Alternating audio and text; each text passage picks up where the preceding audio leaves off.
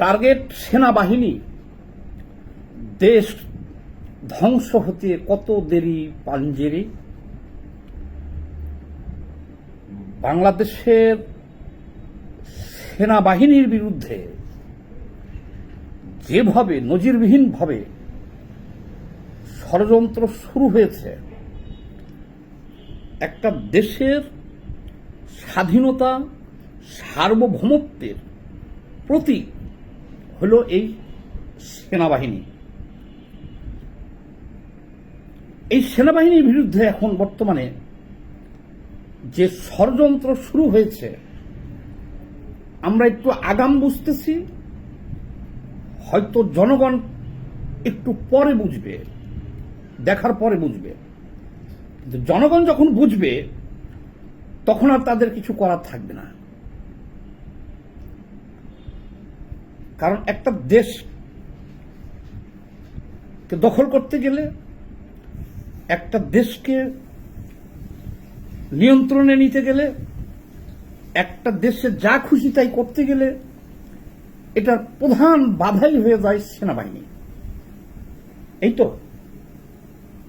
এখন আমাদের ভেবে দেখতে হবে যে বাংলাদেশে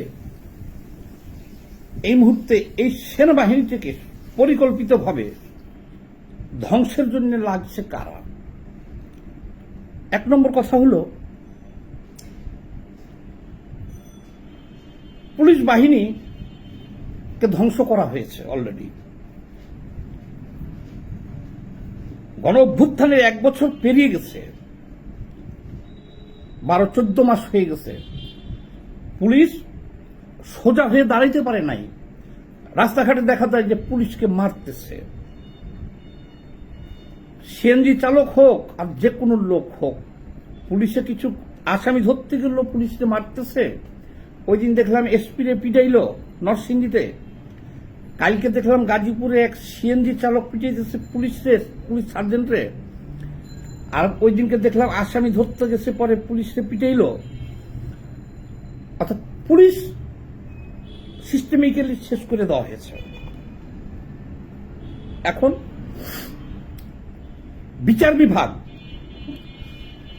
বিচার বিভাগে মপতন্ত্র কায়েম হয়ে গেছে, এটাকে ধ্বংস করা হয়েছে। সিভিল প্রশাসন, সেটার মেরুদণ্ড ভেঙে দেওয়া হয়েছে। মানে এই যেগুলোর নাম বললাম, এগুলো সবকিছু এখন মপতন্ত্রের নিয়ন্ত্রণে আছে, মবের আওতায় চলতেছে এগুলো। বাকি ছিল সেনাবাহিনী। এখন এই নজিরবিহীনভাবে আমরা দেখতেছি সেনাবাহিনীকে হয়তো আফগানিস্তানের মতন সেনাবাহিনীকে একেবারে ভিনিশ করে দেওয়া। কারা কোন উদ্দেশ্যে এটা করতে পারে? এই সেনাবাহিনীকে ধ্বংস করার জন্য এখন টার্গেট করা হয়েছে সেনাপ্রধানকে। যেভাবে ন্যাক্কারজনকভাবে ক্যান্টনমেন্ট উড়ে দেওয়া হবে, সেনা বাহিনীকে গুড়িয়ে দেওয়া হবে এবং কিছু ইউটিউবারকে ভাড়া করে নিয়ে ধারাবাহিকভাবে সেনাবাহিনীর বিরুদ্ধে বিষ জোগাড় করাইতেছে একটা গোষ্ঠী। কারা করাইতেছে এটা আমরা জানি, এবং আপনারাও জানতে পারবেন যদি একটু খেয়াল করেন যে এই সমস্ত সামাজিক যোগাযোগ মাধ্যমের ইউটিউবাররা সারাদিন কাদের প্রশংসা করে, আর সন্ধ্যা হলে রাত হলে সেনাবাহিনীকে গালাগালি করে। তাইলে বুঝতে পারবেন যে তাদেরকে কারা ভাড়া করে এই কাজটা করা হইতেছে।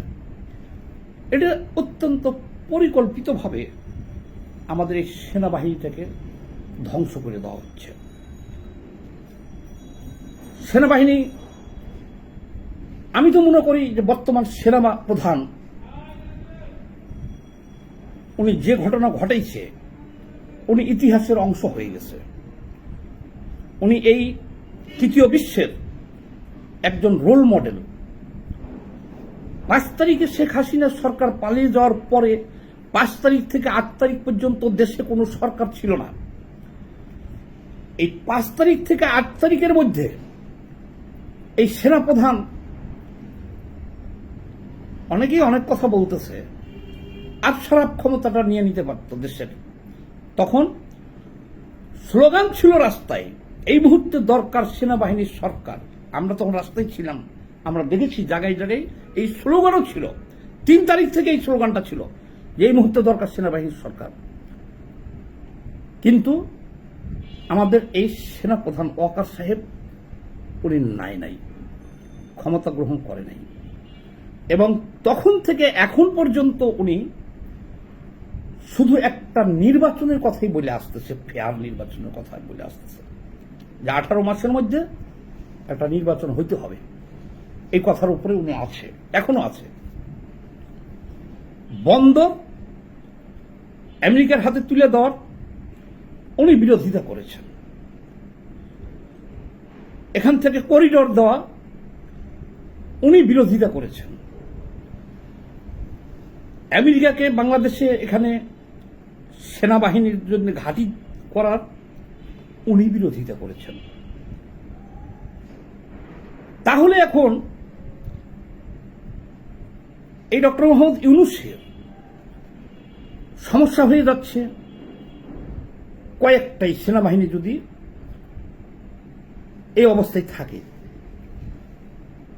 একটা সমস্যা হলো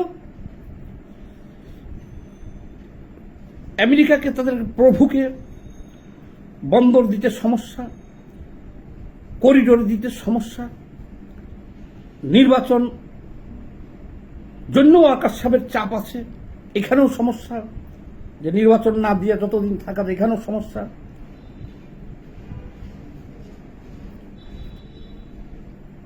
ইউটিউবার ভাড়া করে ধারাবাহিকভাবে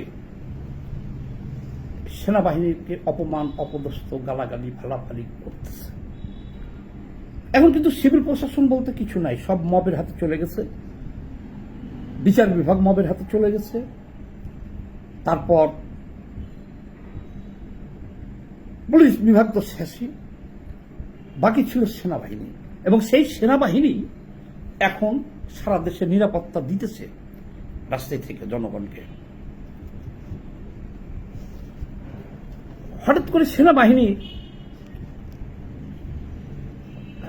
30 জনের বিরুদ্ধে, তার মধ্যে শেখ হাসিনা সহ 30 জনের মধ্যে ওয়ারেন্ট, আন্তর্জাতিক অপরাধ ট্রাইব্যুনাল থেকে তাদের বিরুদ্ধে ওয়ারেন্ট। সেনাবাহিনী তো একটা ইনস্টিটিউট, একটা দেশের। সেনাবাহিনী কেন বলছে? সেনাবাহিনী তো 5-10 জনের বিষয় না, 20-30 জনের বিষয় না। আমরা মনে করি যে সেনাবাহিনীর এই সমস্ত জেনারেলদের বা অফিসারদের এইভাবে কোমরে দড়ি বাঁধা ওই সিভিল কোর্টে নিয়ে যাওয়া, নিয়ে আসা, আমি ব্যক্তিগতভাবে মনে করি এটা করার কোনো প্রয়োজন ছিল না। কারণ সেনা আইনে তাদের বিচার হতে পারত। এই সিভিল কোর্টে বিচার করে কি করবে? ফাঁসির উপরে কিছু দেওয়া যায় কোন মানুষকে? ফাঁসি তো হয় সর্বোচ্চ রায় যদি অপরাধী হয় সে। কোর্ট মার্শাল হলে কি হয়?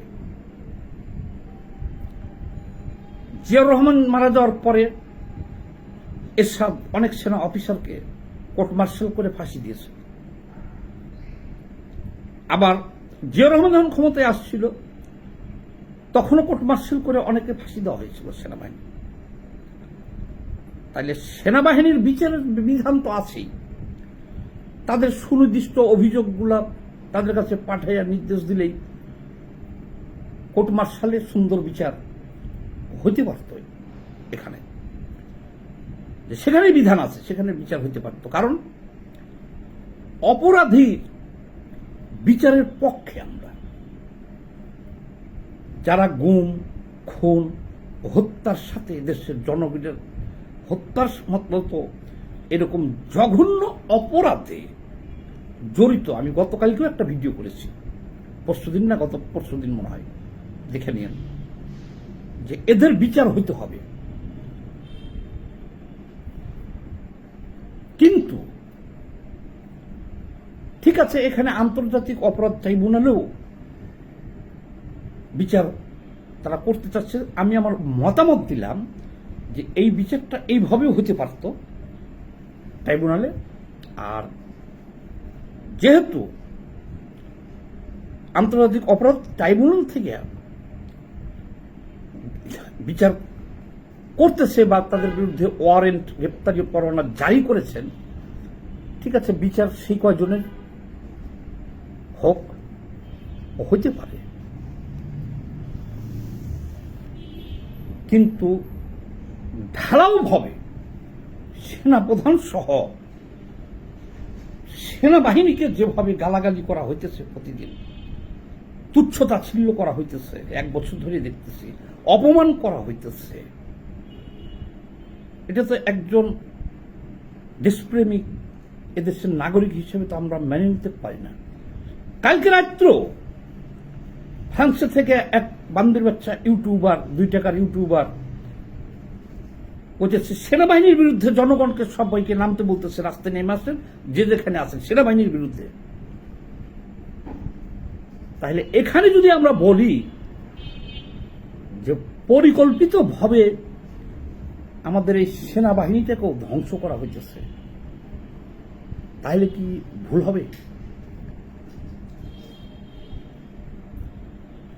আন্তর্জাতিক অপরাধ ট্রাইব্যুনাল থেকে যে গ্রেপ্তারি পরোয়ানা জারি করা হয়েছে, গতকালকে সেনাবাহিনী প্রেস ব্রিফিংয়ে এই বিষয়টাকে, এটা নিয়ে অনেক ধরনের হাইপ ছিল, দেশ বিদেশ থেকে অনেক ধরনের কথা ছিল যে সেনাপ্রধান মনে হয় ক্ষমতা দখল করে নিব, বা সেনাবাহিনীতে কু হবে, বা এই হবে ওই হবে, যে সিভিল একটা কোর্ট থেকে রানিং অফিসারদের, জেনারেলদের বিরুদ্ধে এইভাবে ওয়ারেন্ট দিছে, আগরুম বাগরুম কত কথাই শুনলাম। কালকে যখন দেখলাম সেনাবাহিনী কি বলল, কোনো ব্যক্তির অপরাধের দায় সেনাবাহিনী নিবে না, এবং অলরেডি তাদের বিরুদ্ধে গ্রেপ্তারি পরোয়ানা এখনো আমরা হাতে পাই নাই, তারপরে আমরা জানছি তাদেরকে নিরাপত্তা হেফাজতে নেওয়া হয়েছে, অর্থাৎ সেফ কাস্টডিতে তাদেরকে নেওয়া হয়ে গেছে অলরেডি, এবং তারা আইনের প্রতি শ্রদ্ধাশীল, তারাও বিচার চায়। কাদের বিচার? বিগত শেখ হাসিনা সরকারের আমলে যে ডিজিএফআই, এনবিডিবি, সিআইডি, এনএসআই, ডিজিএফআই যারাই আছিল, যারা গুম খুন হত্যার সাথে জড়িত বা সেই সরকারের সাথে বিভিন্ন ধরনের সুযোগ সুবিধা নিয়েছে, তাদের বিচার হোক। কত সুন্দরভাবে সেনাবাহিনী গতকালকে জিনিসটাকে একদম সহজ করে দিয়েছেন যে যারা যারা অপরাধী আছে তাদের বিচার হোক। আমরা সেনাবাহিনী, টোটাল সেনাবাহিনী কেন আমরা দায়িত্ব নিব অপরাধীদের? ঠিক আছে, আমরা আপনাদের সর্বতভাবে হেল্প করব। তারপরেও টোটাল সেনাবাহিনীকে গালাগালি করা, সেনা প্রধানকে গালাগালি করা, রাতের বেলা আবার সেনাবাহিনীর বিরুদ্ধে জনগণকে রাস্তায় ডাক দেওয়া। কেন বলতেছি? কেউ তো ঘরের খায়া বনের মশ তাড়াইতে যায় না। এই যারা সামাজিক যোগাযোগ মাধ্যমে এবং বিভিন্নভাবে, সামাজিক যোগাযোগ মাধ্যমই খালি না, সভা সমাবেশ, সেমিনার, বিবৃতি, বিভিন্নভাবে টোটাল সেনাবাহিনীর বিরুদ্ধে নিষেধাজ্ঞা করতেছে, এটা একটা উদ্দেশ্য নিয়ে করতেছে, তাই না? এখন তো ওরা যদি দেশটাকে কেউ আফগানিস্তান বানাইতে চায়, বাধা হলো সেনাবাহিনী। প্রভুদেরকে কোনো কিছু দিতে চাইলে সেটারও বাধা হলো সেনাবাহিনী। এখন তো আমরা দেখতেছি যে সেনাবাহিনী প্রধানের বিরুদ্ধে,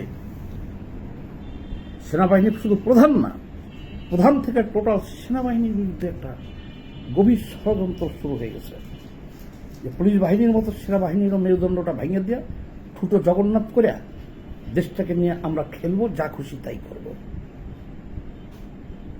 এই বিষয়েও আমাদের স্পষ্ট মতামত, সেনাবাহিনী